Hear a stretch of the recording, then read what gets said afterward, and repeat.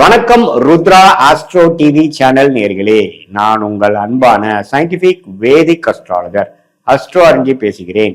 நல்லது நினைப்போம், நல்லதே நடக்கும். இந்த வீடியோவில் நம்ம என்ன பார்க்க போறோம்னா, சிம்ம ராசிக்காரர்களுக்கு 2026 ஆங்கில புத்தாண்டு எத்தகைய ஒரு ஆண்டாக இருக்க போகுதுங்கிறது சயின்டிபிக் வேதிக் அஸ்ட்ராலஜி முறையில் எந்த விதத்திலும் மிகைப்படுத்தாமல், பரிகாரங்கள் அது மாதிரி மூட நம்பிக்கைகளை போகாமல் உள்ளது உள்ளவாறு உங்களுடைய கர்ம பலன் இந்த ஆண்டு இருக்கக்கூடிய ஆண்டு கிரகத்தின் சஞ்சாரம் மூலமாகவும் அமைப்புகள் மூலமாகவும் எந்த மாதிரி ஒரு தாக்கத்தை கொடுக்கக்கூடிய அமைப்புகள் இருக்கு, சிம்ம ராசிக்கு என்னென்ன மாதிரி கிரகங்கள் அமைப்புகள் உண்டு, கோச்சாரத்துல எப்படி மாறுது அப்படிங்கிறதெல்லாம் ஒரு பொது பலனாக 26 ஆங்கில புத்தாண்டு முழுவதும் 12 மாதங்கள் எப்படி இருக்குதுங்கிறது நாம இப்போ சயின்டிபிக் வேதிக் அஸ்ட்ராலஜி முறையில பார்க்க போறோம். இப்ப பாருங்க, சிம்மராசிக்காரர்களுக்கு அஷ்டம சனி 2025 ஏப்ரல் மாதத்திலிருந்தே நடந்து கொண்டு இருக்கிறது. அதுல 26 ஸ்டார்ட் ஆகும் பொழுதே பாத்தீங்கன்னா அஷ்டம சனியில தான் ஸ்டார்ட் ஆகுறாங்க. குரு பாத்தீங்கன்னா 11ஆம் இடத்துல மே மாதம் முழுவதும் இருக்கிறார். ஸோ 5 மாதம் மே மாதம் வரை குரு 11ல இருப்பது ஓரளவுக்கு பாதுகாப்பான ஒரு அமைப்பு. அஷ்டம சனியை ஓரளவுக்கு கண்ட்ரோல் பண்றதுக்கும் ஒரு சப்போர்ட்டான ஒரு அமைப்பாக இருக்கிறது. ராசிக்குள்ள கேது 7ஆம் இடத்துல ராகு. ஸோ எந்த இடத்துல போனாலும் பிரச்சனை தான். ஏன்னா ஒரு பக்கம் அஷ்டம சனி நடந்து கொண்டிருக்கிறது, ஒரு பக்கம் ராகு கேதுகள் ராசியை சூழ்ந்து இருக்கிறார்கள். ஸோ அப்படிங்கிறப்போ நண்பர்கள், நட்பு வட்டாரங்கள், குடும்பம், கணவனா இருந்தா மனைவி, மனைவியா இருந்தா கணவன், இது மாதிரி எல்லா விஷயங்களும் பாத்தீங்கன்னா ஒரு மாதிரி பிரச்சனைக்குரிய ஒரு அமைப்பாவே போகக்கூடிய அமைப்புகள் கொடுக்கக்கூடிய அமைப்புகள் இருக்கு. கொஞ்சம் எல்லாமே கொஞ்சம் கேர்ஃபுல்லா போகணும். இதுல குருவின் பார்வை 7ஆம் இடத்துல இருக்கிறதுனால கொஞ்சம் கண்ட்ரோல்ல இருக்கும். ஸோ முதல் 5 மாதங்கள் பாத்தீங்கன்னா ஓரளவுக்கு பரவாயில்லை. அஷ்டம சனியை கண்ட்ரோல் பண்ற மாதிரியும் ஓரளவுக்கு தன்மைப்படுத்துற அளவுக்கும் இருக்கக்கூடிய கிரக சூழ்நிலைகள் இருக்கு. இதுல பாருங்க, கொஞ்சம் லாபங்கள் எடுத்து கொஞ்சம் கடனை அடைக்கக்கூடிய தொழிலதிபர்கள் கொஞ்சம் கடனை குறைச்சிக்கணும். குடுக்கல் வாங்கல்ல சில இக்கட்டான ஒரு விஷயத்த முடிச்சுக்கணும், சரி பண்ணிக்கணும் இந்த 5 மாதங்கள். ஏன்னா மாணவர்களா இருந்தாலும் சரி, இளைய வயதினராக இருந்தாலும் சரி, சீனியர் சிட்டிசனா இருந்தாலும் சரி, மிடில் ஏஜ் பீப்புளா இருந்தாலும் சரி, ஒரு மாதிரியான ஒரு டிரான்சிஷனரி பீரியடா தான் இந்த சிம்மராசிக்கு அஷ்டம சனி கொடுத்து கொண்டு இருக்கிறது. இந்த நேரத்துல அதிக ரிஸ்க் எடுக்கிறது, நம்ம சரி அப்புறம் பார்த்துக்கலான்ட்டு ஒரு பெனிஃபிட் ஆஃப் டவுட் கொடுத்து வாழ்றதெல்லாம் பார்த்தீங்கன்னா ஒரு இக்கட்டான ஒரு சூழ்நிலை கொடுக்கக்கூடிய அமைப்புகள் இருக்கனால கொஞ்சம் கேர்ஃபுல்லாக போகக்கூடிய அமைப்புகள் தேவைப்படுகிறது.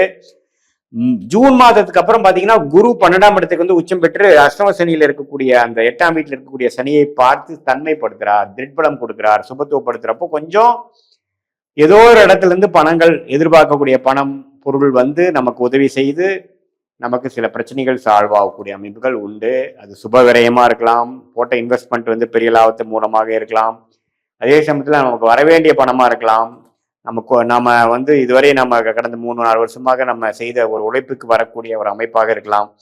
இதெல்லாம் ஓரளவுக்கு உச்ச குருவாக 12ஆம் இடத்துக்கு நமக்கு சில நிவர்த்தனை, சில பிரச்சனைகள், சில கடன் பிரச்சனை, குடுக்கல் வாங்கல் பிரச்சனை, ஃபினான்ஸ் விஷயங்கள், அதே மாதிரி வெளிநாடு போகணும்னு எதிர்பார்க்குறவங்களுக்கு வெளிநாடு வாய்ப்புகள், கொஞ்சம் இம்போர்ட் எக்ஸ்போர்ட்ல இருக்கிறவங்களுக்கு நல்ல ஒரு பிரேக் த்ரூ, கொஞ்சம் இடம் மாற்றங்கள் மூலமாக ஒரு நல்ல பெனிஃபிட், இது மாதிரி விஷயங்கள்லாம் கொஞ்சம் கொடுக்கக்கூடிய அமைப்புகள் இருக்கு. பட் என்னதான் இருந்தாலும் ராசிக்குள்ளேயே கிட்டத்தட்ட டிசம்பர் முதல் மாதம் வரைக்கும் ராகு கேதுகள் இருக்கும் பொழுது இந்த பழகிறது அன்றாட நீங்க வாழ்க்கையில மீட் பண்ற கொலீக்ஸ், கஸ்டமர்ஸ், நண்பர்கள், அசோசியேட்ஸ், பங்குதாரர்கள், குடும்பத்தினர் எல்லாமே பாத்தீங்கன்னா கொஞ்சம் உங்களுக்கு சாதகமாக, உங்களுக்கு ரொம்ப பிடித்த மாதிரி ஒரு அமைப்புகள் கிடைக்கும், ஒரு பிஹேவியர் வரும், ஒரு உறவு இருக்குங்கிறது நம்ம சொல்ல முடியாது. இந்த நேரத்துல தெரியாத ஒரு நபர்கிட்ட போய் நம்ம ஏமாறுறது, ஆண்களா இருந்தால் ரொம்ப கவனமாக பெண்களோட ஏதோ ஒரு புதுசா தெரியாதவங்களோட நீங்க கொஞ்சம் க்ளோஸா பழகுறீங்கன்னா நம்ம யாரோட நீங்க பழகுறீங்க, என்ன பண்றீங்கன்னு தெரிஞ்சு பண்ணணும். அதே மாதிரி பெண்களா இருந்தா நம்ம தேவையில்லாம ஒருத்தரை நம்பி ஏமாந்துடக்கூடாது. ஸோ இது மாதிரி விஷயங்கள்லாம் கொஞ்சம் ஒரு ரிஸ்கான ஒரு அமைப்புகள் உள்ள ஒரு அமைப்பு தான் சிம்மராசிக்காரர்களுக்கு போய்கொண்டு இருக்கிறதுங்கிறது நீங்க தெரிஞ்சுக்கணும். ஸோ மேலோட்டமா அன்றாட வேலைகளை செய்து கொண்டு புதுசா ஒரு உறவுகளோ, புதுசா ஒரு முயற்சியோ, புதுசா ஒரு திட்டத்தையோ தீட்டி செய்தோம்னா அது நீங்க கரெக்டா பண்ற மாதிரி இருந்தாலும் பெரிய அமைப்பு மாதிரி ஒரு ஆசை காட்டினாலும் அஷ்டம சனி முடிஞ்சதுக்கு அப்புறம் 27ல போய் நீங்க பாத்தீங்கன்னா அது ஏன்டா செஞ்சோன்னு தெரியல, நம்ம அதை அவாய்ட் பண்ணியிருக்கணும், அந்த டைம்ல சும்மா இருந்திருந்தாவே போதும் அப்படிங்கிற மாதிரி சில ரெட்ரோஸ்பெக்ட்ல வந்து உங்களுக்கு ஐடியா கொடுக்கக்கூடிய அமைப்பு இருக்கு. ஏன்னா நம்ம வந்து அஷ்டம சனினா என்னன்னா கர்ம பலன் வந்து நம்மளுடைய தீய கர்ம பலனை கழித்து கொண்டிருக்கிறோம் என்றுதான் நாம எடுத்துக்கொள்ள வேண்டும்.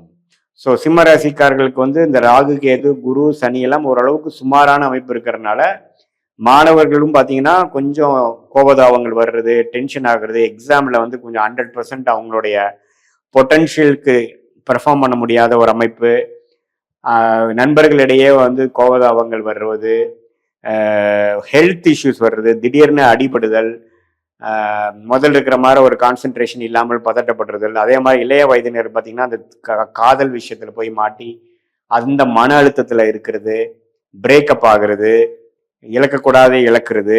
அதே மாதிரி நடுத்தர வயதினர் பார்த்தீங்கன்னா அந்த அவங்களுடைய மிட் லைஃப்ல வந்து சில விஷயங்கள் சாதகமாக இல்லை, வேலை தொழிலில் வந்து திடீர் செட்பேக் வரக்கூடிய அமைப்புகள், அது மாதிரி அமைப்புகள்லாம் இருக்கு. அதே மாதிரி முதியோர்கள் பார்த்தீங்கன்னா திடீர்னு உடல்நிலை கோளாறு ஆகுறது, திடீர்னு ஸ்லிப்பாகி கால் அடிபடுறது, இது மாதிரி சில விஷயங்கள்லாம் வந்து திடீர்னு நம்ம எதிர்பார்க்காத அமைப்புல வந்து நடக்கக்கூடிய அமைப்புகள் உண்டு. ஸோ இதெல்லாம் கொஞ்சம் கேர்ஃபுல்லா இருந்து இந்த காலகட்டத்தை நீங்க கடக்கணுங்கிறத நான் கேட்டுக்கொள்கிறேன். ஸோ அதனால சிம்மராசிக்காரர்களுக்கு வந்து ஓரளவுக்கு அன்றாட வாழ்க்கையை சர்வைவ் பண்றதுக்கு என்னென்ன விஷயங்கள் நம்மளால பண்ண முடியுமோ அது மாதிரி விஷயங்கள் மட்டும் செய்து கொண்டு புதுசா எதையுமே பெருசா யோசிக்கிறதுக்கு அடுத்த வருஷத்தை நீங்க ஒத்து வைக்கிறது நல்லது. ஏன்னா இந்த காலகட்டம் வந்து 30 வருஷத்துக்கு ஒரு தடவை வரக்கூடிய ஒரு காலகட்டம். நம்பி பேராசைப்படும் பொழுதும் பெரிய ஒரு விஷயம் நினைச்சு போய் ஒருத்தரோட பழகிறதும் திடீர்னு நமக்கு வந்து அது தேவையற்ற ஒரு விஷயமாக பிற்காலத்தில் நம்ம பார்க்கும் பொழுது நமக்கு மனசை வருடுற மாதிரியும் கை சுடுற மாதிரியும் தேவையற்ற ஒரு கசப்பை கொடுக்குற மாதிரியும் கொடுக்கக்கூடிய அமைப்பு இருக்கிறதுனால கொஞ்சம் கவனமாக இருக்கணும். இது ஒரு பொதுவான பலனே தவிர உங்களுடைய பிறந்த தேதி, பிறந்த நேரம், பிறந்த ஒரு வைத்து வரக்கூடிய ஜென்ம ஜாதகம் எது மாதிரி ஒரு அமைப்புல இருக்குதுங்கிறதை வைத்து அந்த தசாபுக்திகள் உங்களுடைய ஜாதகத்துல வரக்கூடிய தசாபுக்திகள் சிறப்பா ஒரு ராஜயோக திசையா இருக்கும் பொழுது நான் சொன்ன தீய பலன்கள் குறைவாகவும் ஓரளவுக்கு சுமாரான திசை தான் போயிட்டு இருக்குங்கிறப்ப நான் சொன்ன இந்த மாதிரி சாதகமற்ற பலன்கள் கொஞ்சம் தூக்கலாகவும் இருக்கக்கூடிய அமைப்புகள் இருக்கு.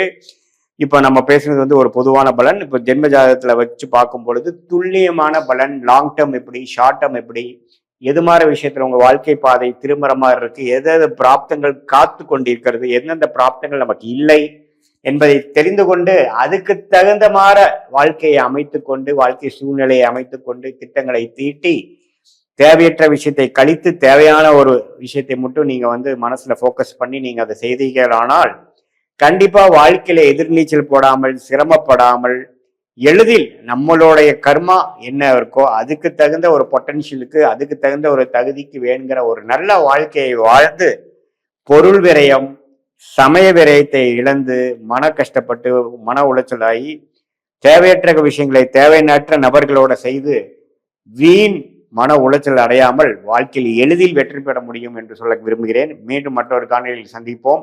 நன்றி, வணக்கம்.